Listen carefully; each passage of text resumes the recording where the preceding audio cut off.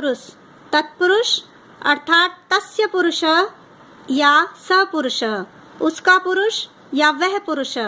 तो उसका पुरुष, पुरुष ही इसमें प्रधान है, उसका नहीं, उसका है, ये पुरुष की का विशेषण है।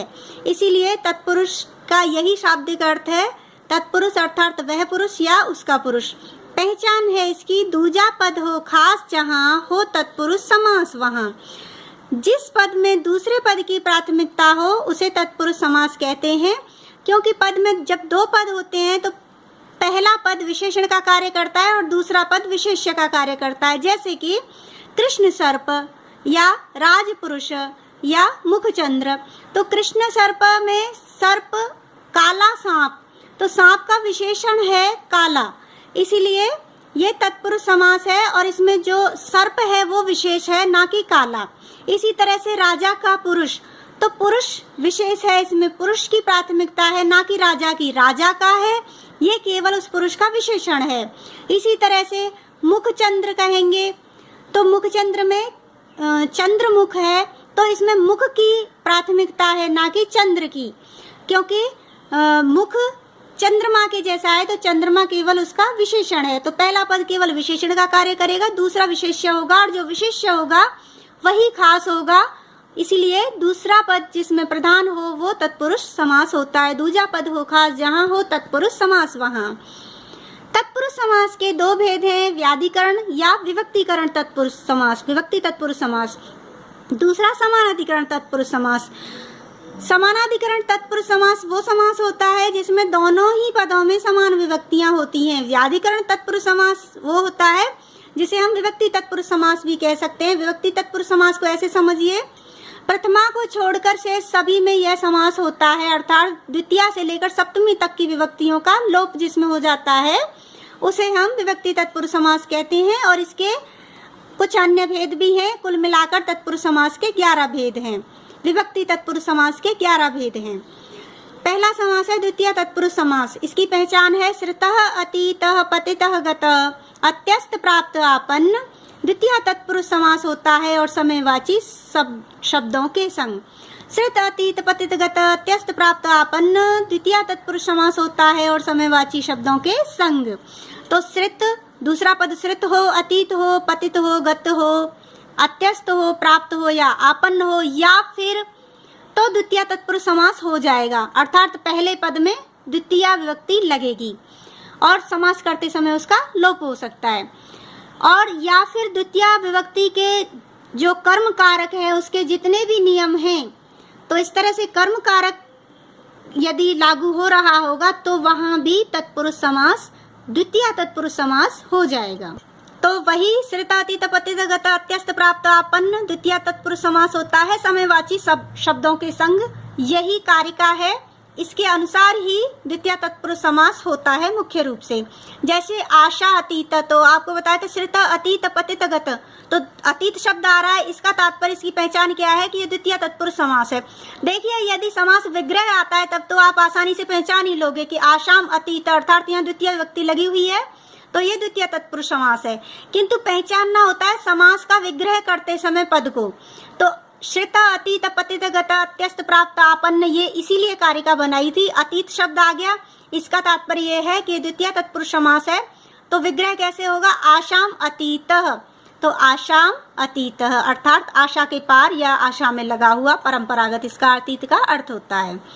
कृष्णाश्रित, श्रित शब्द आ गया तो श्रित के साथ कृष्ण में अब द्वितीय हो जाएगी, क्योंकि देखिए इसमें कौन सी विभक्ति लगेगी प्रथम पद में ये निर्भर करता है दूसरे पद पर, इसीलिए दूसरा पद जिसमें प्रधान है वो द्वितीय तत्पुरुष समास है। तो दूसरे पद में ये शब्द होना चाहिए, तो दूसरा पद जिसमें प्रधान है वो तत्पुरुष समास है। तो इन शब्दों से आप श्रितातीत पतित गत अत्यस्त प्राप्त आपन्न से समझ सकते हैं कि ये द्वितीय तत्पुरुष समास है। तो कृष्णम श्रित, इसी तरह से पतित से नरकम पतित, गत आ गया, स्वर्गम गत, अत्यस्त आ गया तो कूपम अत्यस्त, कूपात्यस्त का होगा कूपम अत्यस्त। प्राप्त आ गया तो सुख प्राप्त का हो जाएगा सुखम प्राप्त। कष्ट आपन्न, आपन्न शब्द, आपन्न का तात्पर्य भी प्राप्त ही है, अर्थ है उसका, तो कष्टम आपन्न। मुहूर्त सुखम, तो मुहूर्तम सुखम। अब यहाँ ये भी देख लीजिए आप, पीछे का पद वैसा का वैसा ही रहेगा, जो लिंग या वचन लगा हुआ है वही रहेगा। आपन्न आपन्न, प्राप्त प्राप्त, केवल इन शब्दों के योग में द्वितीय तत्पुरुष समास होता है, इसीलिए पहले पद में द्वितीय व्यक्ति लग जाएगी दूसरे पद के आधार पर। तो ये हो गया द्वितीय तत्पुरुष समास। तीसरा समास और देखिए, तृतीय व्यक्ति तृतीय तत्पुरुष समास को समझिए कारिका से ही। पूर्व सदृश सम विकल ऊनम कलह निपुण कुशल मिश्र लक्षण जब हो पास, तो समझो तृतीय तत्पुरुष समास। दूसरा पद क्या होना चाहिए, ये तो आप पहले से जानते ही हो कि तत्पुरुष समास में दूसरे ही पद की प्रधानता होगी, लेकिन तृतीय विभक्ति कब लगेगी, यदि दूसरा जो पद है वो पूर्व हो, सदृश हो, सम हो, विकल हो, ऊनम हो, कलह हो, निपुण हो, कुशल हो। ऊनम थोड़ा, मिश्र हो, मिला हुआ, लक्षण चिकना, ऐसे शब्द जब पहले पद के पास आ जाएं तो समझ लेना कि ये तृतीय तत्पुरुष समास है, अर्थात अब पहले पद में हम तृतीय व्यक्ति ही लगाएंगे। इसके अतिरिक्त हमेशा ध्यान रखिएगा कि तृतीय विभक्ति या कोई भी विभक्ति उन नियमों में भी लगेगी जो कारकों में है। जैसे तृतीय विभक्ति सह के साथ लगती है, जैसे पित्रा सह, हरिणा सह, पिता के साथ, हरि के साथ। तो इसी तरह से जो तृतीय विभक्ति के अर्थात कर्ण कारक के जितने भी नियम होंगे उन सब के आधार पर भी तृतीय तत्पुरुष समास ही होगा। उनके अतिरिक्त इन शब्दों के साथ और तृतीय तत्पुरुष समास हो जाता है, वो तो कारक के अंतर्गत पढ़े हैं तो याद ही होंगे, और इसके अतिरिक्त इन शब्दों को और देख लीजिएगा। तो देखिए, जैसे हरित्रातः, त्रातः शब्द है हरि द्वारा रक्षित, तो हरि से रक्षित, तो तृतीय तत्पुरुष समास आएगा, क्योंकि त्रा भी त्रा अर्थानाम भय हेतु और रक्षा का हेतु, कारक याद होगा तृतीय व्यक्ति का, उसके योग में तृतीय व्यक्ति होती है। तो यहाँ रक्षा का हेतु, रक्षा का कारण कौन है, हरि है, तो हरिणा त्रातः। सम विकल बताया था, और वैसे भी सदृश सम, समान के अर्थ में भी तृतीय होती ही है। तो सम के अर्थ में पिता के समान, तो पिता के समान, समान के अर्थ में तृतीय व्यक्ति लगाते हैं, भले ही के का चिन्ह आ रहा है, तो पित्रा सम। धान्य विकलम, धान्य से रहित, धान्येन विकलम। ऊनम, ऊनम के योग में तृतीय, मासु ऊनम, मासोनम, मासेन ऊनम। वाक कलह, यह महीने के लिए, महीने भर के लिए थोड़ा कम पड़ने वाला। वाक कलह, वाणी से कलह, तो वाचा कलह। कुट्टन श्लक्षणम, कूटने से चिकना, तो कुट्टनेन श्लक्षणम। तो ये मिश्र लक्षण जब हो पास, ये पूरा बताया था। एक तो तृतीय तत्पुरुष, तृतीय व्यक्ति के सभी नियम लग रहे हों, जैसे भीत्रार्थानाम और सह के योग में तृतीय होती है, और भय और रक्षा के योग में तृतीय होती है। साधन जो होता है, साधन के योग में तृतीय होती है, और इसके अतिरिक्त पूर्व सदृश सम विकल्प ऊनम कलह निपुण कुशल मिश्र लक्षण जब हो पास, तो समझो तृतीय तत्पुरुष समास।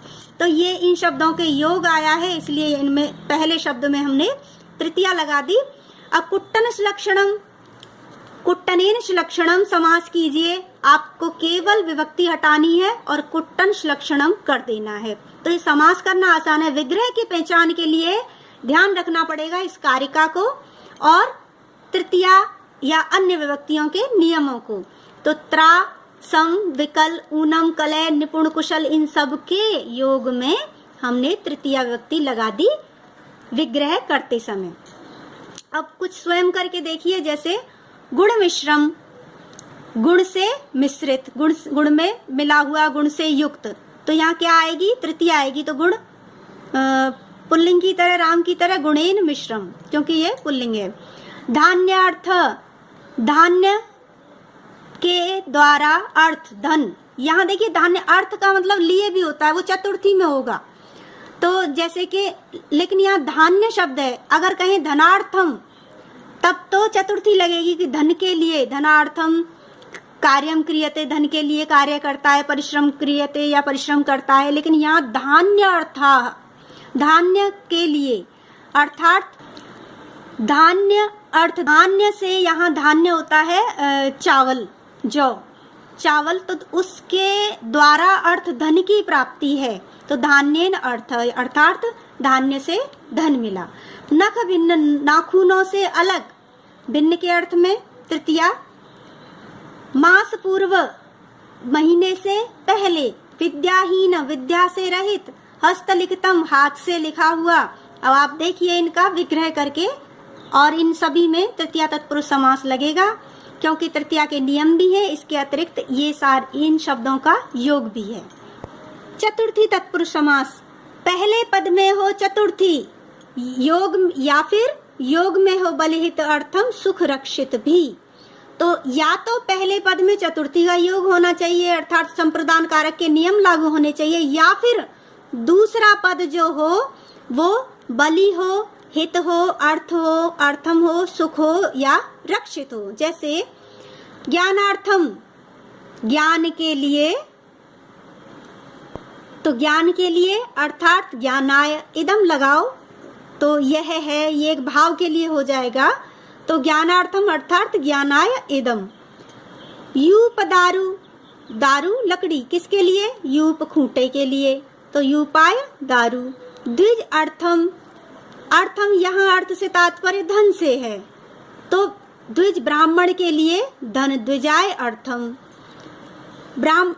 यहाँ अगर आप करते हैं कि ज्ञानाय अर्थम, तो यहाँ हो जाता कि ज्ञान के लिए धन, वो भी सही रहता। और या फिर ज्ञानार्थम, ज्ञान के लिए इदम, यह ऐसे भी करके रख सकते हैं। और द्विजार्थम, द्विजाय अर्थम अर्थात ब्राह्मण के लिए धन।